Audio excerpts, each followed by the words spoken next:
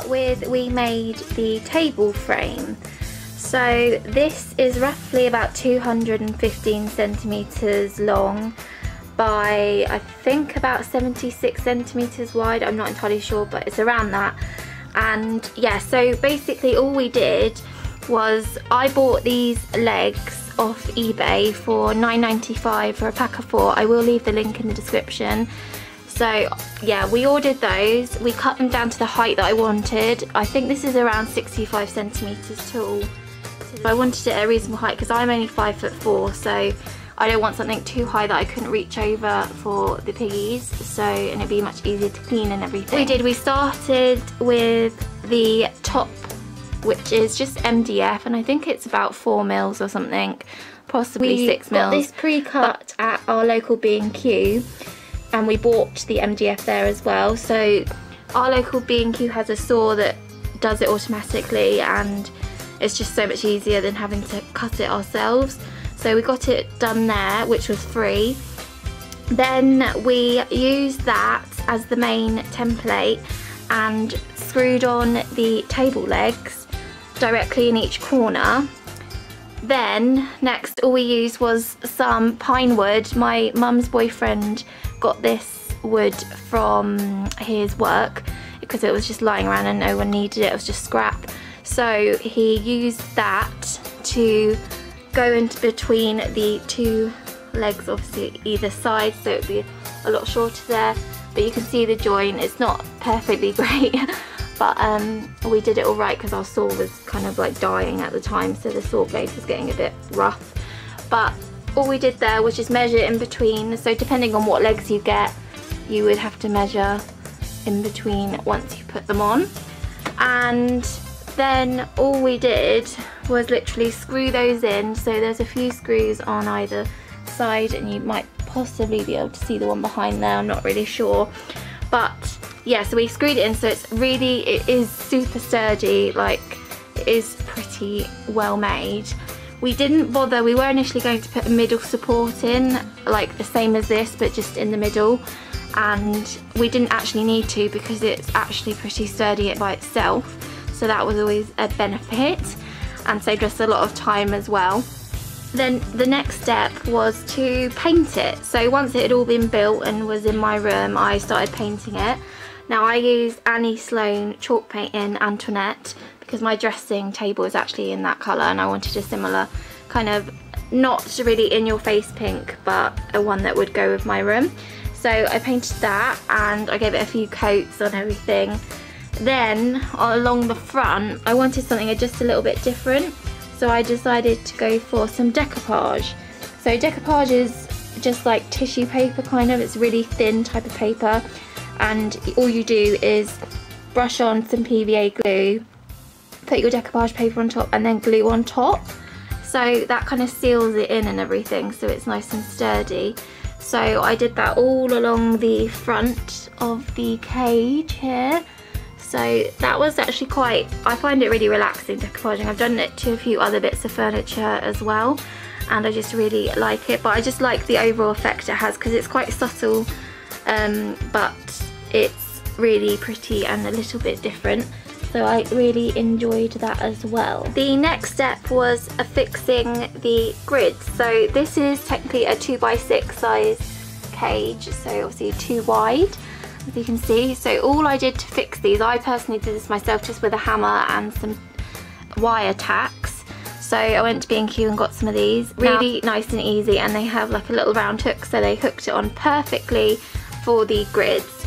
Then I also, on each, so I did exactly the same kind of pattern on each, so I put 2 on there. I wanted to make it as sturdy as possible, and they are pretty well fixed on there, so they definitely can't get out of those or break them.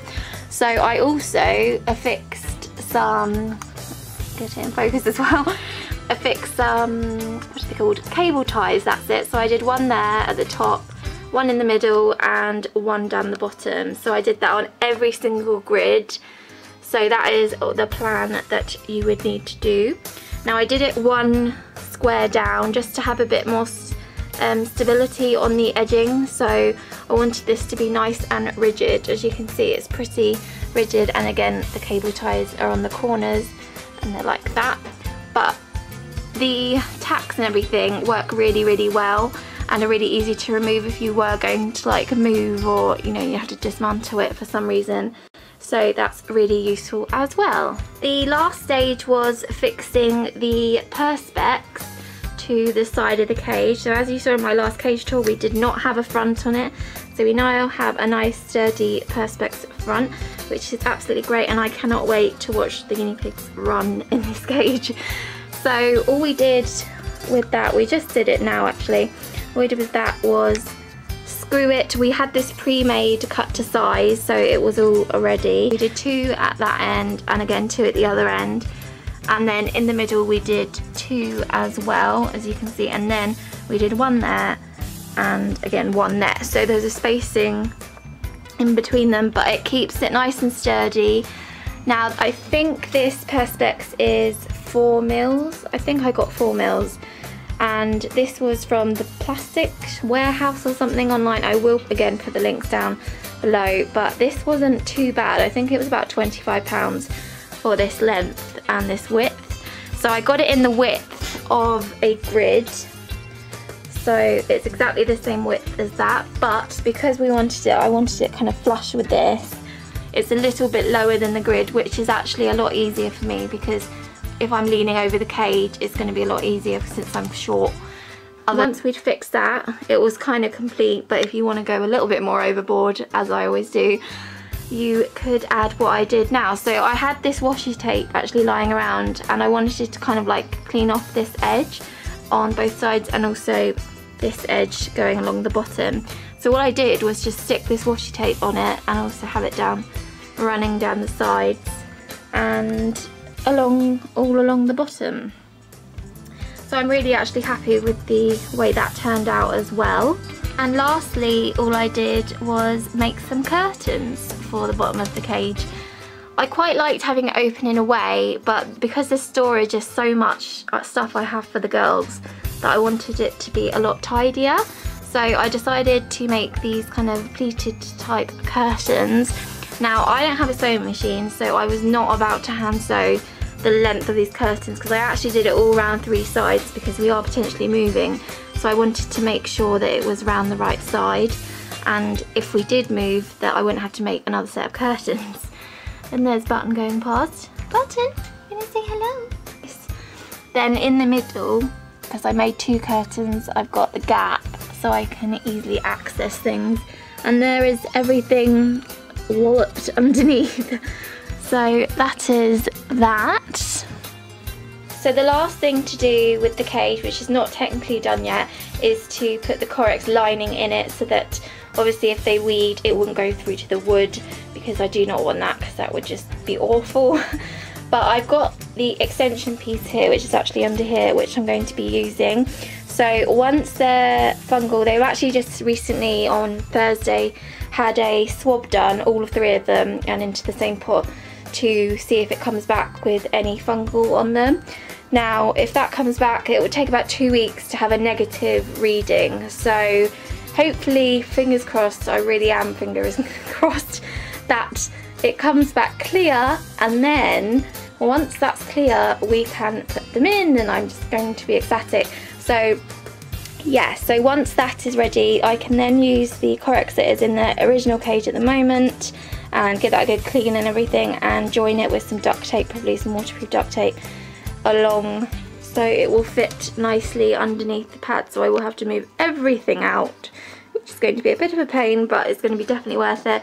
And then I will have a reaction video, of course, of the guinea pigs' first impressions. I am just so in love with this cage. It's just, oh, I don't know, I just absolutely love it. I love the clear front on it so that I can see them in it really easily.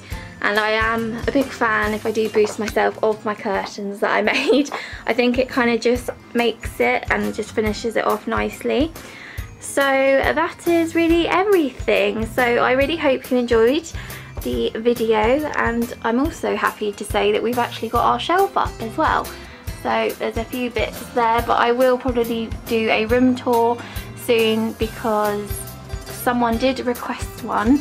which I am quite happy to do. And also got their storage unit by them, which my Guinea Pig Weekly stickers, which are just, oh, I love them.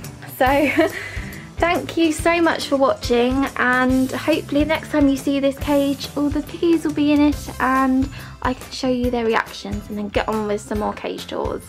So thank you again for watching, and I shall speak to you in my next one. Bye!